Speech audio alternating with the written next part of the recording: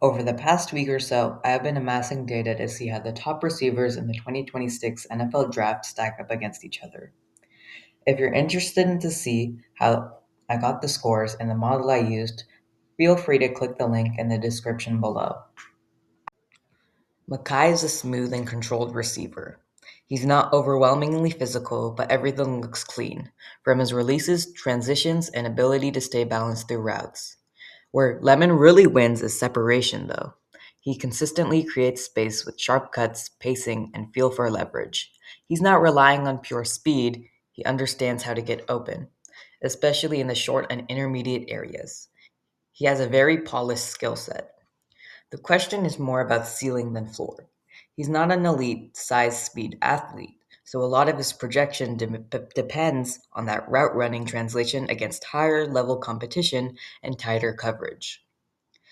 The model's data strongly backs up his profile.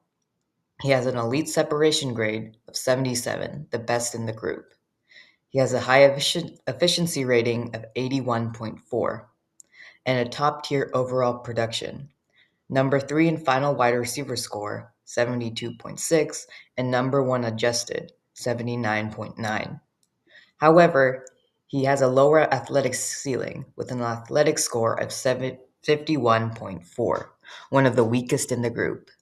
Lemon's profile is pretty clear. He's one of the safest bets in this class to get open and contribute early. The upside question comes down to whether his athletic limitations cap him as more of a high end possession receiver rather than a true wide receiver one. If the route running continues to dominate, though, he has a very real path to being a quarterback's go to target in the NFL.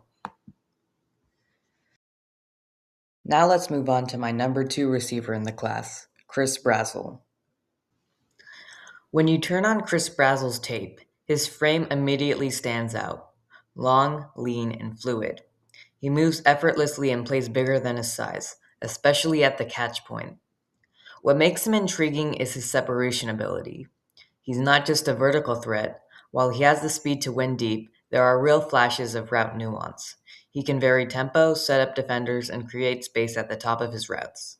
It's not fully consistent yet, but the flashes of a complete receiver are there. The concern is Tennessee's offense, which simplifies reads and leans heavily on vertical concepts. That creates projection questions, especially given the recent receivers coming from the system. But Brazel shows more than just a scheme driven deep threat. There are reps on tape where he wins underneath and over the middle, hinting at a more complete skill set than typical Tennessee receivers. In the model, his upside shows clearly. He had elite final production, number 1 in final wide receiver score set with 78.8 and number 2 adjusted at 76.4.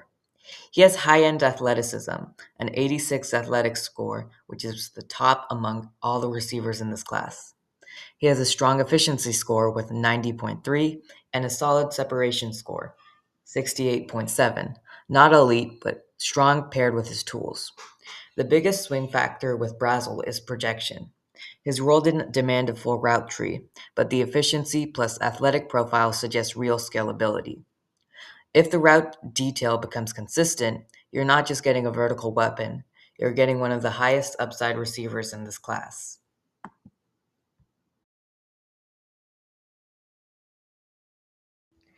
When you turn on Cardinal Tate's tape, you see a receiver who wins with polish and control. He's smooth in and out of breaks, understands spacing, and plays with a mature feeling for the position. There's a lot of reliability to his game. As a separator, Tate is solid across the board. He's not a true burner, but he consistently creates enough space with technique and timing. His routes are clean, and he shows a good understanding of leverage. Where things start to taper off is after the catch. Tate offers very little as a yak threat. He's not particularly explosive or dynamic in space, and most of his plays end where he catches the ball. There's not a lot of tackle breaking or creation in this game. There are also some concerns with play strength and comfort over the middle. On tape, most notably in the Miami game, you can see moments where he looks hesitant working into traffic. That shows up in how he runs certain routes and finishes through contact, which raise some questions about how he'll handle NFL physicality. The model shows that he has a strong efficiency rating, with whopping 100 efficiency score, the best in the group. He has good overall production, a number 2 final wide receiver score at 72.8, and number 3 adjusted at 75.7. He has solid but not elite separation ability with a score of 69.9 and average athleticism with a 55.8 athletic score. Tate projects as a high floor receiver who can move the chains and be where he's supposed to be, but the lack of yak and some physicality concerns likely cap the ceiling. If he can get more comfortable over the middle and maybe even add a little more after the catch, there's room for him to outperform that projection. But right now, he looks more of like a dependable wide receiver 2 than a true alpha. This brings us to our next receiver, who may be one of the most polarizing prospects in the draft. The first thing I noticed when watching Zachariah Branch was the explosiveness. It was obvious. His acceleration and top end speed are elite. He hits another gear instantly and can erase angles in space. That shows up mostly after the catch. Branch is one of the best yak threats in this class. Twitchy, sudden, and dangerous anytime he gets the ball in space. A simple touch can turn into a big play fast. He also flashes strong separation ability, especially underneath. His quickness allows him to win early in routes even if his overall route tree is still developing. A lot of that production came from how he was used. Georgia fed him on RPOs, screens, and scheme touches to get him the ball in his hands quickly. It maximized his strengths, but it also meant he wasn't consistently asked to operate as a true full field wide receiver. That leads to the biggest question: projection. Calling him a true outside receiver right now is a leap. It'll be interesting to see if he can win on the boundary or if he's someone you need to manufacture touches for. The model reflects the boom or bust profile of Zachariah Branch. He has an elite separation metric of 76.8, one of the best in the class, a strong market share score of 79.4, solid overall production as the number 5 overall receiver at 69.6, and number 4 adjusted at 71. He has a lower efficiency rating at 59.5, suggesting inconsistency in down-to-down impact, and only an average athletic composition score at 61.6, which is interesting given his elite play speed. Branch's upside is undeniable because of his explosiveness and yak ability. The key will be whether he can expand his role, or if his value stays tied to a schemed, space-oriented usage. Jordan Tyson consistently finds ways to get open. He's a highly advanced route runner with real nuance. He understands tempo, sets up defenders with pacing, and has a strong feel for leverage. There are legitimate flashes of Justin Jefferson in how he separates, especially in the intermediate areas where technique and timing matter most. He's not just good at winning routes early, though. Tyson is a playmaker at the catch point. His 67% contested catch win rate reflects strong hands, timing, and competitiveness when the ball is in the air. He routinely puts himself in position to finish through contact and make difficult grabs.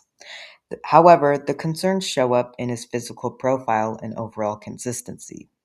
He doesn't have elite top-end speed to threaten vertically at a high level, and his lighter frame raises durability questions, especially given a long list of injuries throughout his professional career. There also have been some focus drops on tape, which contribute to uneven game-to-game reliability. The analytics reinforce the high-variance nature of his profile. He has strong separation plus production, a 72.7 score, one of the better all-around marks. However, he has poor efficiency at 37.6, pointing to inconsistency and missed opportunities. He also has an average athletic score of 65.5, aligning with the lack of elite physical traits. Overall, Tyson wins with skill, detail, and feel rather than pure tools. If he can stay healthy and clean up the drops, his route running and ball skills give him a real chance to outperform his measurables. But with the durability concerns and inconsistency, there's a very clear boom or bust element to his projection in the NFL. Now let's start the latter half of the top 10, starting at number 6 with KC Concepcion. Casey is a quick, efficient receiver and plays with a strong understanding of leverage and timing. He also consistently finds ways to uncover cracks in coverage. With the ball in his hands, he's a legitimate yak threat, elusive, decisive, and dangerous in space, with the versatility to line up in multiple spots and be featured in quick hitting concepts. However, the concern comes with the hands. A 10% drop rate is notable, and the drops do show up on tape, often concentration related rather than purely technical, but still a real issue that impacts consistency. He's also been criticized for his unique route running style, often called TikTok route running. It's inefficient and inconsistent. The analytics back up what I just said about Casey Concepcion. He has decent separation and efficiency metrics, both 65.8 and 54.7 respectively, and a solid athletic profile, 62.6, which is decent, far from elite. Overall, Concepcion brings versatility and playmaking ability, but the drop rate and roll projection adds some volatility. If he cleans up the drops and proves he can handle more responsibility, there's clear upside as a slot in the NFL. This next receiver brings us to one of the model's biggest hot takes so far. Omar Cooper brings a defined role specific skill set. He has a strong feel for finding soft spots in zone coverage, consistently working into space and giving his quarterback a reliable underneath option. His hands are a clear strength. His 4% drop rate shows up on tape, as he consistently secures the ball and finishes through contact. After the catch, he adds value with tackle breaking ability, using his strength to pick up extra yards. The main areas to clean up are in his route technique and overall quickness. He can be a bit rigid in and out of breaks, and the limited agility shows up when asked to separate against tighter man coverage. Production has also been more modest than you'd like. His analytics show that his market share score, athletic score, and efficiency score all rank in the top fourth of receivers in this class, 76.3, 72.8, and 79 respectively. But his score gets weighed down by QB play and ineffectiveness to capitalize in a weak receiver room. How overall, Omar Cooper projects as a steady, dependable possession receiver with strong hands and good zone awareness. If he sharpens his route running and improves his efficiency, he can carve out a consistent role in an NFL offense. Denzel Boston has appealing size and flashes at the catch point, but the overall profile is inconsistent. He can make plays in traffic, though it doesn't show up consistently enough. His route running is still raw, with limited nuance and an ongoing struggle to create separation, especially against tighter coverage. Many of his wins rely more on physical tools than refined technique. The hands are also inconsistent, with drops and missed opportunities showing up on tape. After the catch, he's not a major creator and doesn't add much beyond what's blocked. In the analytics, his separation grade is the worst in the class at 37.8, but his athleticism is slightly above average at 67.3. This is because he has a built-out frame. However, he lacks top-end speed. Overall, Boston is more of a traits-based projection right now. The flashes are there, but the lack of polish, separation, and reliability make him a riskier bet. Chris Bell is one where I'm noticeably higher than the model. The model sees a pretty middling profile in Chris Bell. Average efficiency, underwhelming separation with a grade of 44.6, and a lower adjusted final score of 57.9. That points to a limited overall impact. On paper, it reads like a player without a true standout trait, which is why he ends up being buried compared to others in the class. But I think that undersells what he actually brings.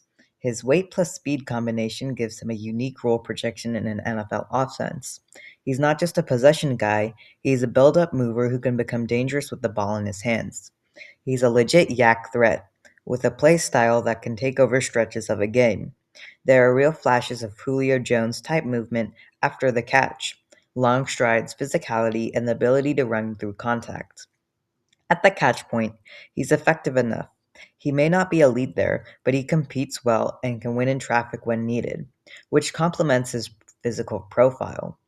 So while the model views him as more of an average low impact receiver, I see a player with a defined and valuable role. The separation metrics may not love him, but his size, speed, and run after catch ability gives him a different pathway to impact than what the data fully captures. Ted Hurst profiles as one of the more limited and risky bets in this group based on the data. The production and efficiency both raise concerns. A 48.3 efficiency score points to inconsistency when given opportunities, and despite a solid opportunity score, 1.29, he wasn't able to consistently translate volume into strong output. The overall profile suggests a player who struggled to maximize his chances. Athletically, he's decent, 76.6, but not enough to clearly separate himself or compensate for other areas. The separation score, 45.1, is also underwhelming, indicating he may have trouble consistently getting open, especially against tighter coverage. The adjusted final score, 42.9, reflects that combination of issues: limited efficiency, below average separation, and a profile that doesn't show clear standout trait to lean on. Overall, Hurst looks like a developmental or depth option. Without a defining strength in either production, separation, or efficiency, he projects more as a fringe roster player unless something clicks at the next level. That wraps up my receiver rankings. Thanks for watching and see you next time.